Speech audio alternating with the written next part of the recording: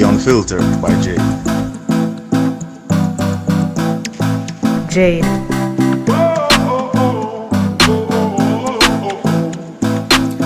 Welcome to The Unfiltered by Jade, where we educate, empower, and entertain. Feel free to like, share, subscribe, download, donate, and make everybody know about this.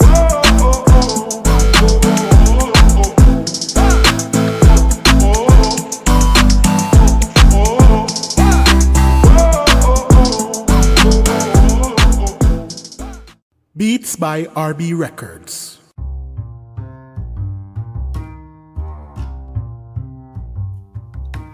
Shopping assistance, your style, your budget. Our services include online and local shopping for individuals and businesses, personal shopping, purchasing of company and office supplies, importing and exporting small packages across Jamaica and worldwide, and helping you find unique gifts and items for all events and occasions.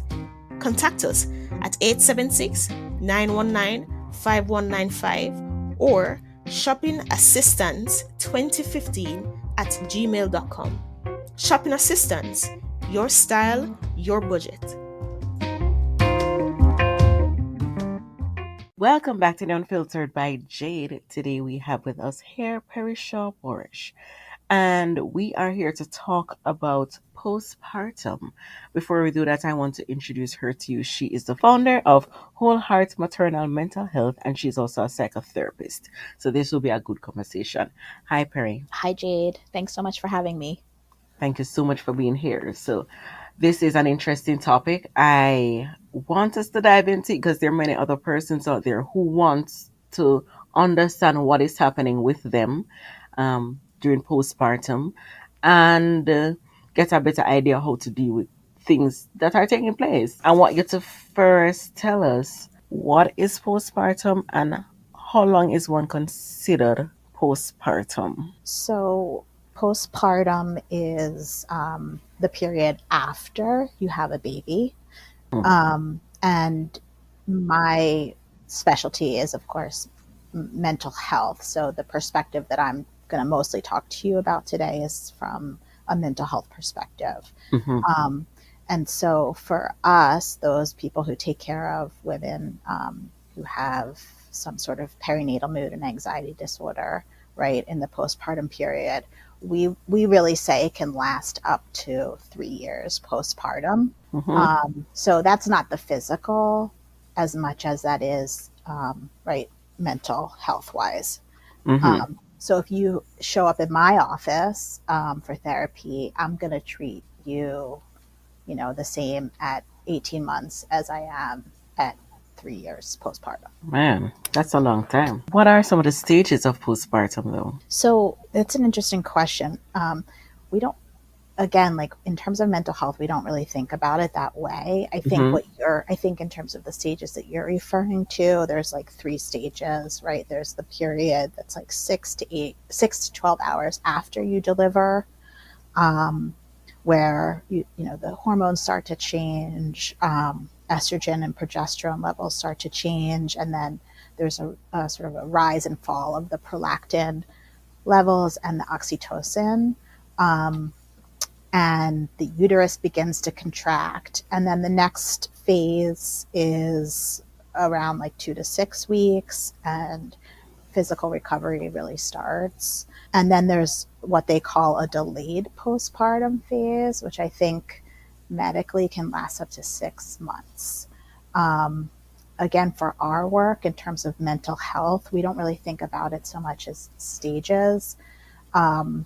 The first 3 weeks, kind of almost anything other than psychosis can be normal. Okay. And after 3 weeks, that's when we can start to see more like the clusters around the anxiety or the depression. So for example, if you have the baby blues, which I think something like 80% of women have, that can last up to 3 weeks postpartum, where you might just be like very irritable, crying a lot, have some, sadness, anxiety. If it lasts longer than that, then we're calling it postpartum depression or postpartum anxiety. Okay. That's interesting. Can I ask, after someone has delivered, like a day or two, can they start having depression? Can depression set in from that time? Yes, sure. Okay. But it's hard to differentiate at that time whether it's like a hormonal fluctuation, exhaustion, something related to the birth itself, right? Or actual depression. So it's after 3 weeks that we could say, like, okay, yes, this is really depression, Okay. With depression. postpartum depression. Okay. For postpartum depression, what are the types of postpartum depressions? And for the different types, how long does each last? I know you said you wait 3 weeks first Mhm. for the baby blues to pass, and then you can know if it's postpartum depression by diagnosis. But are there different types of postpartum depression? And if they are, how long do each individual last? We call them perinatal mood and anxiety disorders. That's kind of like the umbrella Okay. of all the things that can happen during pregnancy and postpartum in terms of mood disorders. So you can have prenatal depression or anxiety where you're depressed or very anxious during the pregnancy, Mm-hmm. as well as postpartum depression or postpartum anxiety. Perinatal mood and anxiety disorders refers to, again, like anything that happens in the pregnancy and postpartum. So you can present with perinatal anxiety, which is like just during the pregnancy, Right. or you can have postpartum anxiety. You can have perinatal depression or postpartum depression. Right. You can have post traumatic stress disorder during the postpartum period, which is often caused by a traumatic birth or a past trauma. Okay. And then there's postpartum obsessive compulsive disorder, which is more, repetitive, upsetting, unwanted thoughts that are really usually pretty disturbing to the mother, Okay. where, it looks a lot like OCD, where she has to like kind of do things over and over again to calm the anxiety that she's having, that's caused by the thoughts, right? And that can feel really scary to the moms. And then there's postpartum psychosis, which is rare. That is when you're having thoughts of that are not as upsetting to you, but they're sort of they're less ego dystonic, and so that's where we see women who are wanting to hurt themselves or their baby. Mm. And in private practice, we don't see that a lot because we don't, we're not set up to treat that type of presentation. Someone like that really needs to be hospitalized. Okay. So those are all the different types of perinatal mood and anxiety disorders, and there isn't a specific length of time for any of them. Okay. Some women never get help, right? And then Right. it can turn into ultimately just like an untreated, right, depression or OCD. In terms of, I don't know where this example is gonna fall under which one, but there are some persons who I have had conversations with. They get depressed immediately because they are not pregnant anymore. Mm. And right after it is that they have given birth, they try very hard to get pregnant again to have that bump because they miss being pregnant. Is that considered abnormal? I would have a lot of questions in order for that woman in order to sort of answer your question. Okay. Like I would want to know more about her history, more about her risk factors, right? I would want to know if she had a hard time getting pregnant with that other baby, the Okay. first baby. And I would want to know what her family history is, symptoms she had during pregnancy. Was there a history of mood disorders in the pregnancy or prior, right? And with that information, I could more easily answer your question. Okay. Okay. Do you know No, what I no, no, mean? no. That's fine. That's fine. It's just very new to me. Yeah. doing research and seeing all those things and having conversation with a person, that has been very new to me because it's not something that it's spoken about a lot. Right. Yeah, I agree. I don't see that a lot, that Mm-hmm. women immediately, I mean, you hear about it anecdotally that like women want to have another baby right away, but then once they get home and actually start taking care of the baby by themselves, um, they don't actually want to rush into it again. Oh, I know what you You mean. know what I mean? Oh my goodness. Yeah. I mean, there's often like a sort of a hormonal high, right? That women immediately get. Um, where, and like when, especially if you're breastfeeding, like there's, the love hormone, right? Right, Oxytocin right. is, everywhere. And so there is this feeling of like, I want to do this again. I can't wait to do this again.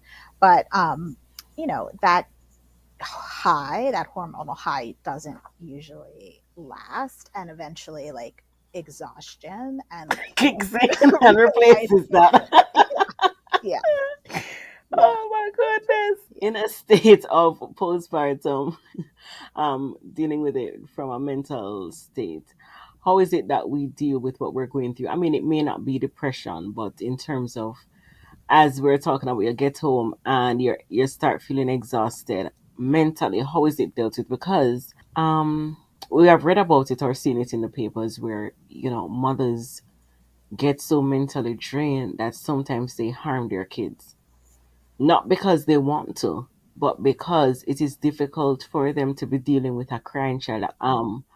How do they deal with it, especially, if, because there's some moms who don't want to have their kids given to anybody else to help with, because the attachment that is there, so sometimes they don't want to accept the help, but then to deal with it and to deal with what's happening with the child at the time, it's a lot. So would you like suggest, okay, step away for Right. some time, trust that the person who you're giving your child to will take care of a child? What are the do's and don'ts for this? I mean, so I think there's a lot. Like one is, I would say, accept help from people that you trust, um, and that can look like, you know anyone. Like if someone's coming over, like this is not time for you to be like cleaning the house and serving them tea. This is time for them to come over and they can, do your dishes, or they can bring you a meal, or they can hold the baby so that you can rest or you can take a shower, right? um, this is not a time for you to be taking care of other people. This is a time to really like look around and say like, who can help me Okay. take care of me? The United States, there is a lot of pressure on Yes. women to Mm-hmm. do everything by themselves, right? And to be perfect and love this period and be an amazing mom and cook and clean and do all of the things. But no one's really nurturing her, culturally, at least in this culture. And that I think is a real problem. Actually, one of the things that I did was create something called the emotional suitcase, which is just a one sheet for women who are pregnant or in the postpartum to prepare Okay. for the postpartum period, um, because there's so much emphasis on like preparing for the birth, and not enough emphasis on preparing for the fourth Right. trimester, in my opinion. So, we have to learn, either if we don't have people around us who are going to nurture the mother, then we have to learn how to nurture ourselves, right? Um, so like getting as much sleep as you can, which is impossible when you have a newborn, but um, anyone can hold the baby, right? So you can rest. Or, you know, if you can't rest when the baby's resting, can you at least be horizontal, right? Can you let the dishes and the laundry go so that you can at least like be laying in your bed, right? I don't care. You don't have to sleep, but like during the day when the baby's napping, can you Okay. just be horizontal, right? Um, Have you asking yourself, like, have you gotten any fresh air? Have you moved your body? Right? So like, can you just even just walk around the block once, right? Or if it's freezing out, can you lay by a window where there's some sun coming in so you can get a little bit of vitamin D, and open the window? Are you drinking water, right? Pairing a list of like, who can you call if you're feeling really bad, or you're feeling really alone, or you're feeling really scared, right? How are you going to get some food in you? Who can you rely on for social support, right? Is there anything you can do that's going to feel good, like watch a funny movie, or have a friend come over, and make you a cup of tea? Like, what are some things that like you can do to take care of yourself, sort of every day, and then also like when you're especially Right. stressed out and tired, and knowing that like you're not going to get it all done, right? Like all of the things that you feel like you're probably sitting in your living room holding your baby, looking around, being like, oh my God, I have to do this, I have to do that, right? Like, just pick one thing for that day and do the one thing that absolutely has to get done. And the rest of it is just going to be on your to-do Okay. list. So strategize. Yeah, strategize. And like, ask yourself, what's nurturing? What would feel good to me right now? If I have 15 minutes, do I want to like cuddle with my baby in the bed? Do I want to watch a show? Do I want to call a girlfriend? Do I want to take a bath? Do I want to have a cup of tea? Even the smallest things do make a difference. For persons who don't necessarily know if they're in a depressive state, what are some of the signs that they're to look for? Can I go back? I'm going to answer your question, but can I go back too?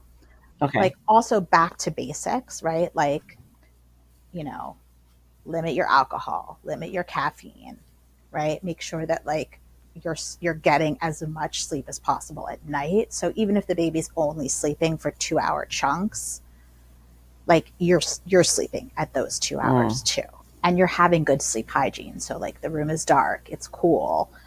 You're not looking at your phone, right? And if there is a partner or someone who can help at night, then you're chunking the sleep. So, maybe you take turns so that like you get 4 hours and then they get 4 hours. Okay.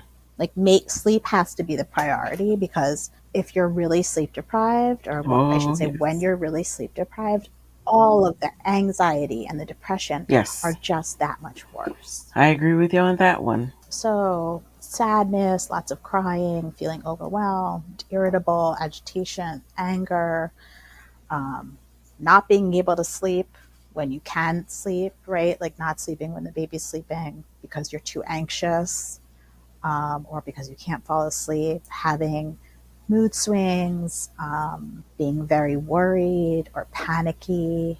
It could be worried about the baby's health, or worried about something happening to the baby, or just in general worries, afraid of losing control, too nervous to eat or sleep, any kind of like panicky feelings like dizziness, panic attacks, being short of breath, having like unwanted, like intrusive thoughts, like I said earlier, or repetitive thoughts.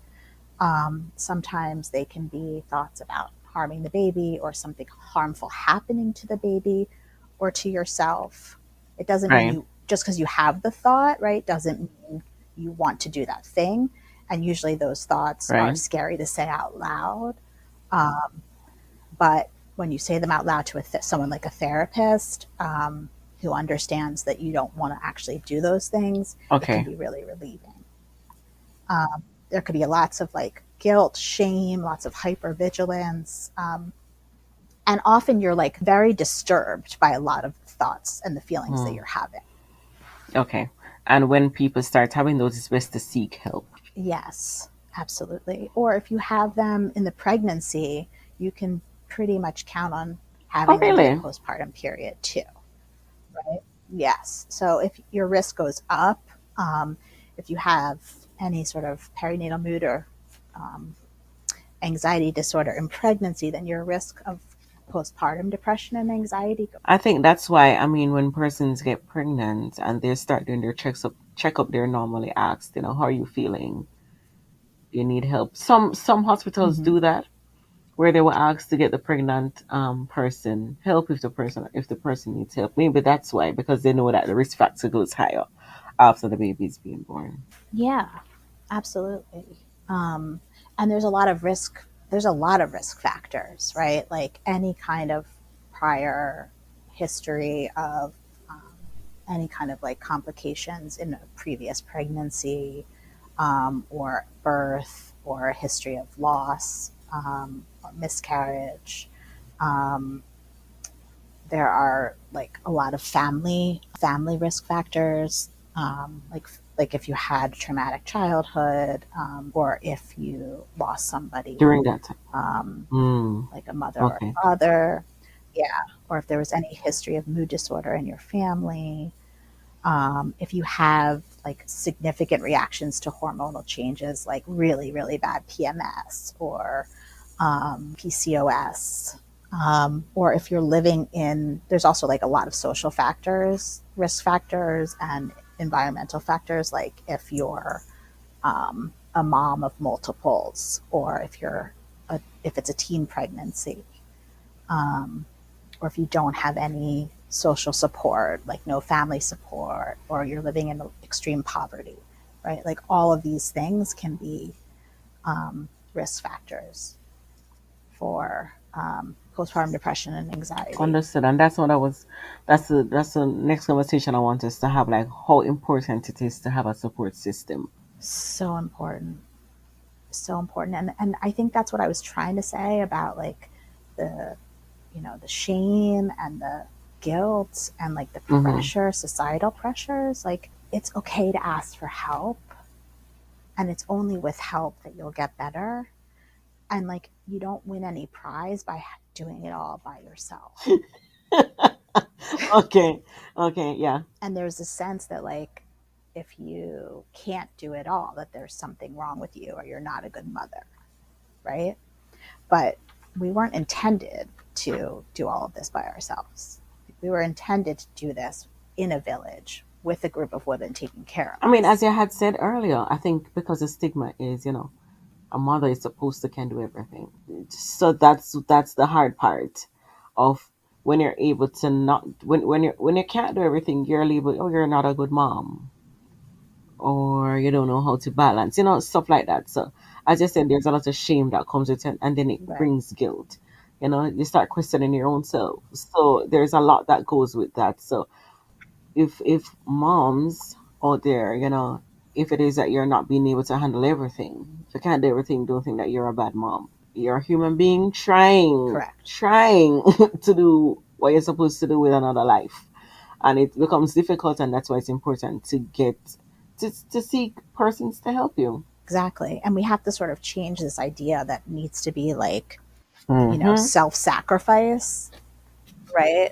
Like over self care. Like it really needs to be much more about like, Yes. how do we nurture the mother? Like the Yes. mother needs nurturing too. And if the people in your life aren't going to do that, like how do you find Yes. ways to nurture yourself?